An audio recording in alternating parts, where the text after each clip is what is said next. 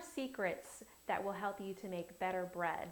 And I like to call them brickbuster secrets because for a long time I was the queen of making bricks. But when I learned that I needed to change the rules a little bit from what the cookbooks were telling me about how to make whole grain bread, then my bread started to improve right away. Now, the first one is to use hot water. I know that breaks the rule that you've always heard where you're supposed to carefully measure the temperature of the water to 105 to 115 degrees. But I ask you to think about what happens when you take the perfectly warm water and you pour it into a bowl or a mixer. What happens to the temperature of the water? Well, the bowl right away absorbs some of that heat out of the water. As you start adding more ingredients into the water, it's going to bring the temperature down further, and pretty soon you've got some pretty cool dough. Not cool as in neat, but cool as in brr, cold. And the warmer the dough is, the more active the yeast will become. Now, yeast does not like to get hot. It will die if it gets into contact with water that is 140 degrees or more. And I really don't even like to go anywhere close to that. 135 degrees or less would be better. So what you will do is, instead of needing to measure the temperature of the water, you will just use the hottest tap water that comes out of your faucet.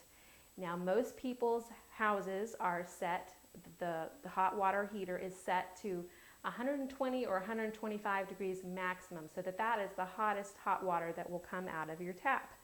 If you have one of those instant hot water faucets, then that may in fact be too hot, and we don't want boiling water. So if you're using regular tap water, you should be fine just turning it over to the hottest that it will go. If you're concerned that it's too hot, you can go ahead the first couple of times until you learn what the average temperature of your tap water is to use the thermometer. And we're looking for more like 120 to 130 degree water for our bread, because the hotter the water is, the hot water will make warm dough. The warm dough is the perfect environment for the yeast to thrive.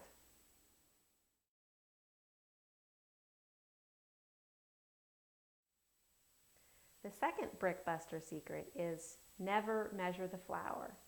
Now, it's perfectly fine to measure out an approximate amount of flour that you think that you'll be using for your bread recipe.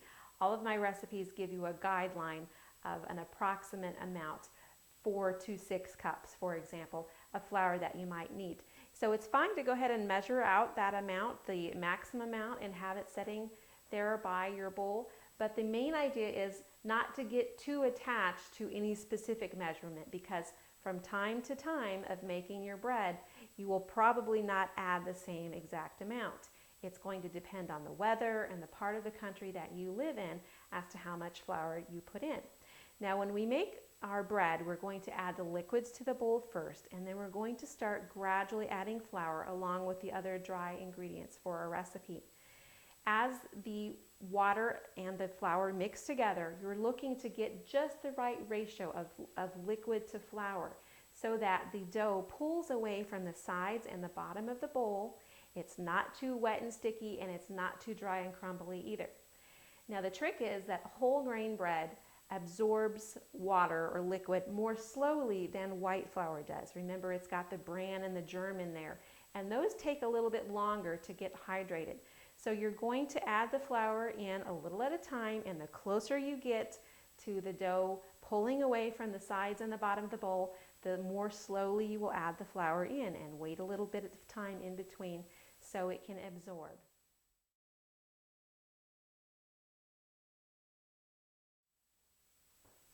Now, I'd like you to do a little experiment for me. I want you to take a tablespoon of whole wheat flour and put it in a small bowl and add about a teaspoon of water. All right, we're going to activate the protein in this flour. I've got a little bit of flour, whole wheat flour. I'm going to add a little bit of water. Now, you'll just stir this around with your finger until it forms a little ball. And then you'll have something that looks like this. You're going to kind of like Play-Doh. Just work it in your hands.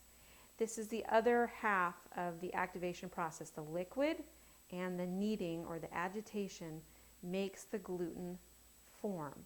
Now, when you are kneading, whether by hand or machine, and you're mixing the dough together, you've got your liquid to flour ratio just right, not too wet, not too dry, but just right like this. The dough is cleaning the bowl. You can stop kneading at any time and just pull out a little piece of dough and do this test. This is called a gluten window. And this is Brickbuster's secret number 3, test for gluten development. We want to be able to stretch this into a thin piece that we can see light through when we hold it up to the light. Now you won't be able to see this on camera, but if you will take this and stretch it to the point that you can see light through it so that it doesn't break. Now if it tore and broke immediately, we would know that the dough hadn't been kneaded long enough. We would put it back in and continue kneading longer. After another minute or so, depending on what method of machine or by hand you're using, stop and again try to stretch this open so that you can see a translucent window that light will shine through. And that is what we're looking for. That is a successful gluten window test. Now, interestingly enough, if you will take this and rinse it under running water for a couple of minutes and rinse off all of the starch, this is what you will be left with. This is the gluten that you just formed, and now you can see it's very thin and stretchy when it's all the starch is gone. Very, very thin and stretchy, and this is what you're looking for. This is almost like the commercial gluten that we made the little experiment with. In fact, here's what that one looks like. It's a little bit darker colored. This is what the one, it's a lot thicker and heavier. This is what the commercial gluten sample looked like that we made, the Vital Wheat gluten. And then here's the one that we just made with our very own flour. Now you can see that is why the hard white, or the hard wheat is important. Doesn't matter whether it's red wheat or white wheat. We're trying to form this. But still and yet, when we add all the other ingredients for the dough, we still don't get quite as good of a rise and quite the softness because those other ingredients weigh down the dough as well. So that's why we do add a little bit of the Vital Wheat gluten in conjunction with the natural gluten forming properties that are in the flour itself, and those two things combined will give us a very nice soft loaf of bread.